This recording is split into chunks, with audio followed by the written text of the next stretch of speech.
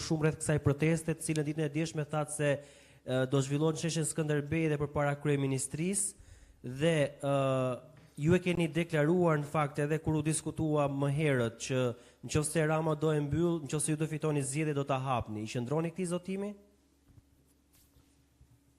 Faleminderit.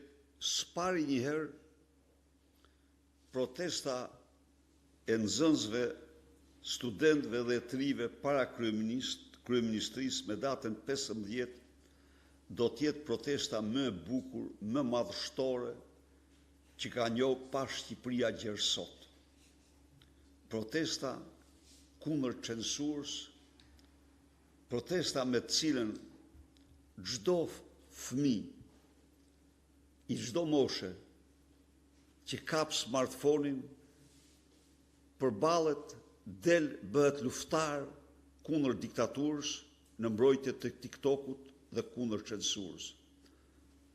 Unë u them këtyre trive se edhe një herë, aty ku fillon censura, fillon diktatura.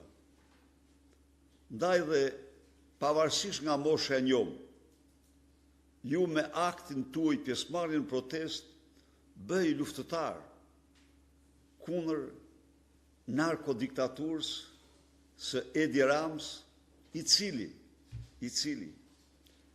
ka një trashëgimi të tmerrshme.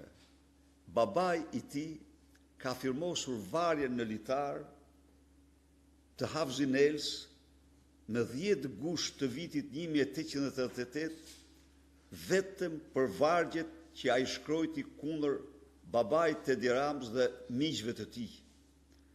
Kjo është një hakmarrje primitive, është një Edi Rama rikthehet në instinktet e tij atërore, sepse ju i keni bërë kritika, apo e keni tallë për arrogancën, apo për manjerizmat e tij, dhe ai tani kthehet dhe mbyll. Por unë kam dhe një thirrje tjetër, se e shoh që kjo revolta është temperatura e kësaj revolte tek të rinjt, po ngjitet me shpejtësi. Kam dhe një thirrje tjetër, të filloj bojkoti i mësimeve. Po, ja vlen të dashur fëmijë, të dashur 33-a, ai që don ju vën censurën, ai shkelmon mbi të ardhmen tuaj. Prandaj dhe për të mbrojtur nuk është problemi i TikTokut këtu.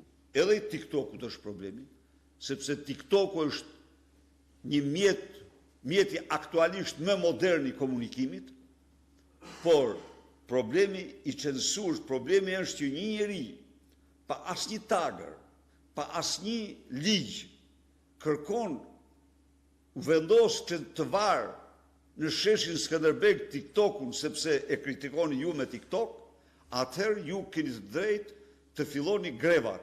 Dhe greva juaj është të bojkotoni mësimet që ditën e hanë, për shembull orën e parë do të ishte gjë madhështore që të mungoni sa më shumë.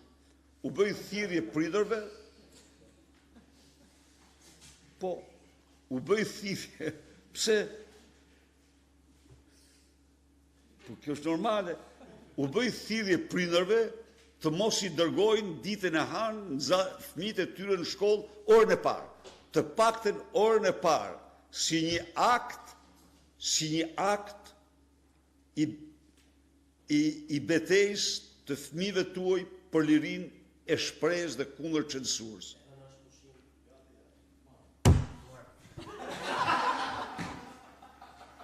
Na prishi punë shumë.